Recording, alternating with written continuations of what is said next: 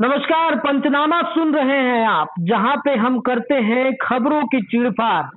बिहार में राजनीति तो गर्म है ही, लेकिन हमारे संपादक इस वक्त दिल्ली में मौजूद हैं। दिल्ली में पिछले एक हफ्ते के बाद अब वो बिहार आएंगे, लेकिन पिछले एक हफ्ते में जो बिहार की राजनीति में हुआ है, दिल्ली में उसका मंथन हुआ है। दिल्ली में जो बिहार की राजनीति को लेकर के कई फैसले हुए, चाहे एनडीए गठबंधन के हों, चाहे इंडिया गठबंधन के हो। देखिए, तेजस्वी यादव के जन विश्वास यात्रा के बाद बिहार की राजनीति भी अब कहीं ना कहीं बदल रही है। नरेंद्र मोदी की भी यात्रा बिहार में होने जा रही है। नीतीश कुमार की भी पार्टी जो जदयू है वो काफी ज्यादा चिंतित है। कैबिनेट का विस्तार करना है। नीतीश कुमार अभी तक कैबिनेट विस्तार पर कोई बातचीत ही नहीं कर रहे हैं। मामला कहाँ अटक रहा है, क्यों बातें नहीं बन पा रही हैं। सीटों के बंटवारे को लेकर के भी एनडीए गठबंधन में नीतीश के साथ अभी दोहा पाती की जो स्थिति है वो बनी हुई है। आखिरकार क्या चल रहा है? इधर जो संपादक है नमन मिश्रा सर, वो लगातार दिल्ली पर निगाहें बनाए हुए हैं। दिल्ली में बैठकर बिहार की राजनीति को भी भांप रहे हैं।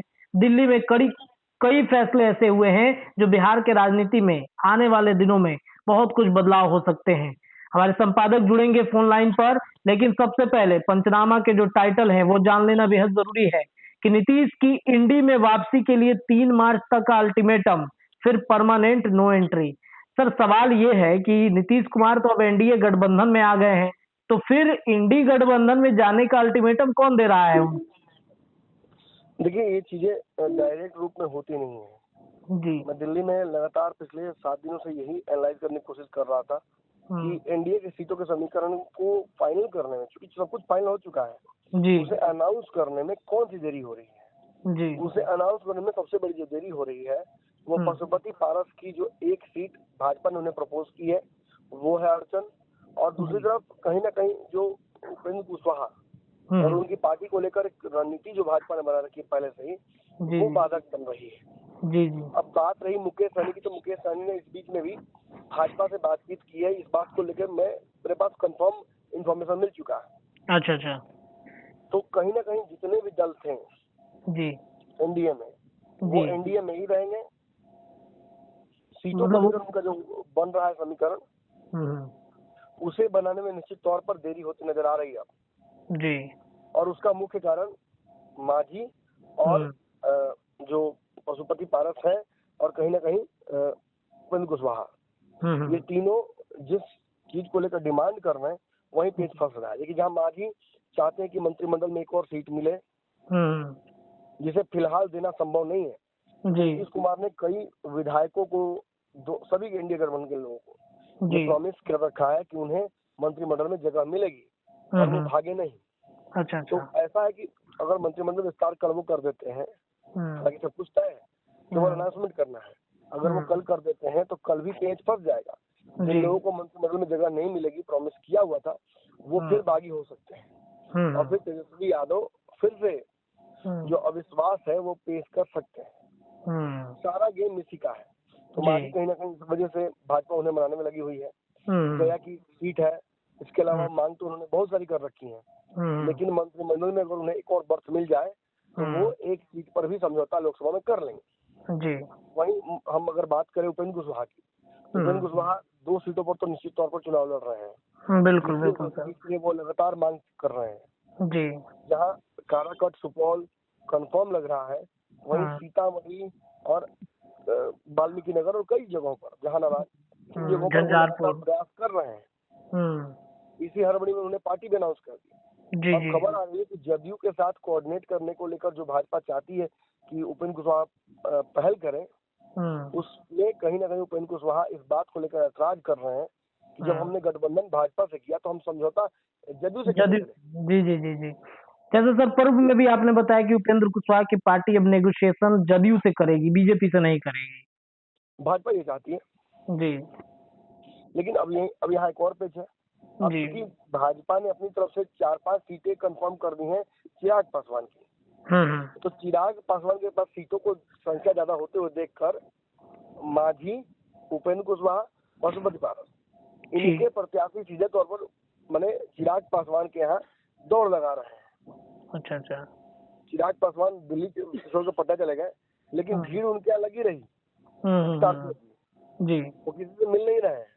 जी यही बात है, कहीं ना कहीं ये बात स्थापित भी करती है कि भाजपा ने चिराग पासवान को कुछ ज्यादा ही ताकत दे रखी है एनडीए में, जिसकी वजह से बाकी दलों में नाराजगी का एक सबब बन रहा है। जी जी सर हम ये यहाँ बात करने नहीं आए, हम ये बात करने हैं कि 3 तारीख को बिहार में एक बहुत बड़ा कार्यक्रम होने जा रहा है। जी आपको याद होगा ये कार्यक्रम नवंबर दिसंबर में ही तय हो गया था।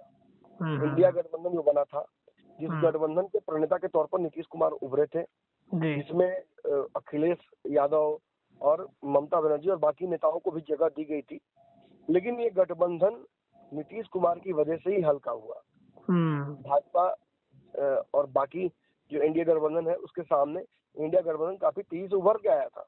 जी जी लेकिन याद होगा आपको, मैंने बार बार कहा था कि नीतीश कुमार इस गठबंधन में सहजता से रह नहीं पाए।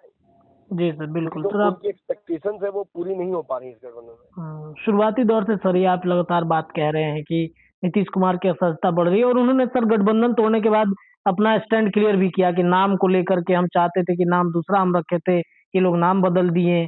सीट के बंटवारे को लेकर हम चाहते थे कि सब कुछ सेट हो जाए, लेकिन ये लोग करते नहीं थे।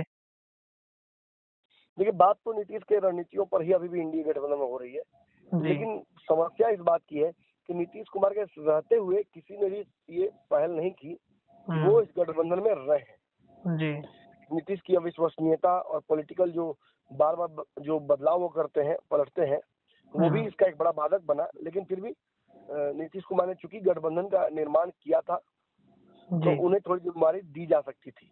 खैर जो भी हो, नीतीश कुमार इस गठबंधन में नहीं है और काफी समय तक इस गठबंधन में उनकी वापसी होते नजर नहीं आ रही है।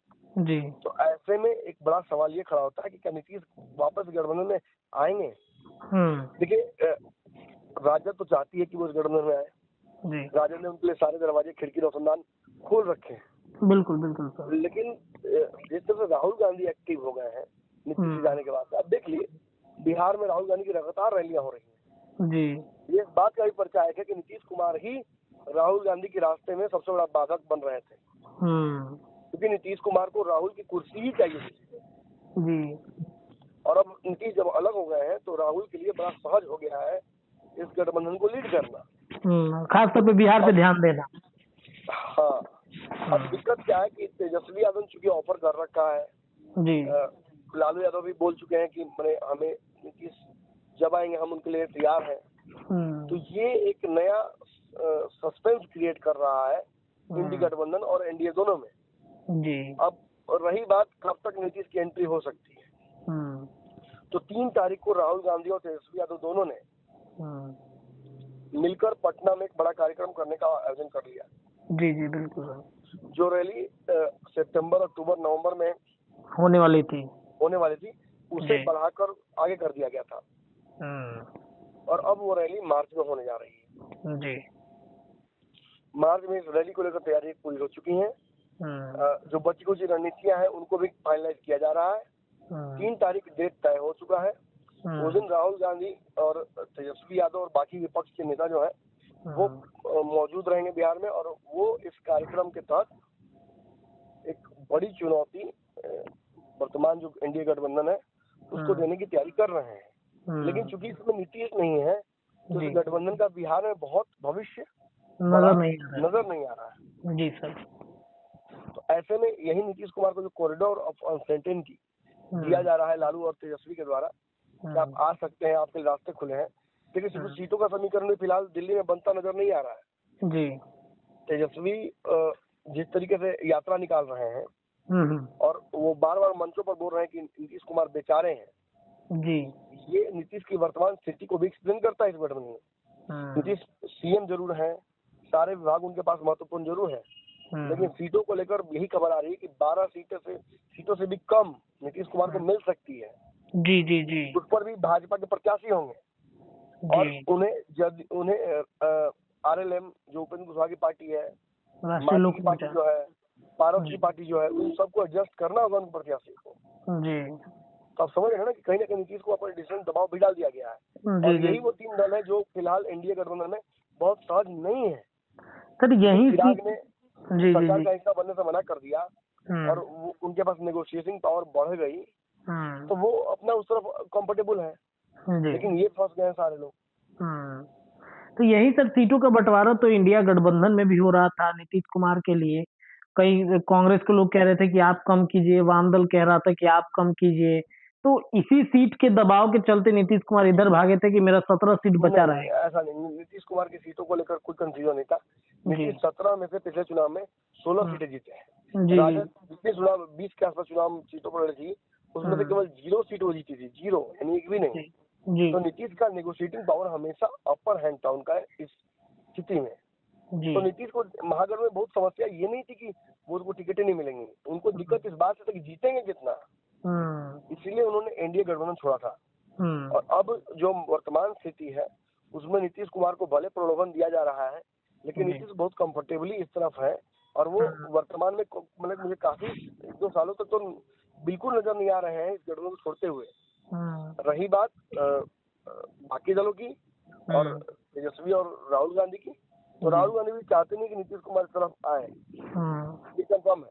ये तेजस्वी की मजबूरी हो सकती है कि बिहार में सरकार बनाने के लिए है, नीतीश की आवश्यकता वर्तमान में भी है। इसके बाद परिस्थितियां अगर बदलती हैं तो बात अलग है, लेकिन फिलहाल तो तेजस्वी यादव को सरकार बनने के लिए नीतीश की आवश्यकता बिल्कुल ही है। जी, जी, जी। मुझे लगता है सर इस बार मुझे लगता है कि बीजेपी नीतीश अगर भागना भी चाहे तो बीजेपी भागने नहीं देगी उनको।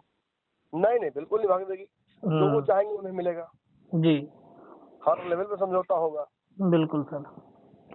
चलिए दर्शकों, तो देखा आपने किस तरीके से इंडिया गठबंधन में नीतीश के जाने को लेकर के जो संशय बरकरार था उस पर हमारे संपादक नमन मिश्रा सर ने बताया है क्या कुछ दिल्ली में चल रहा है, उस पर चीर-फाड़ अब बिहार से होगा, क्योंकि सर अब पटना आ रहे हैं तो स्टूडियो से बहुत सारी बातें जो हैं वो आपके तक पहुंचेंगी। फिलहाल अभी के लिए इतना ही। जुड़े रहिए पंचनामा के साथ, चीर-फाड़ जारी है। धन्यवाद।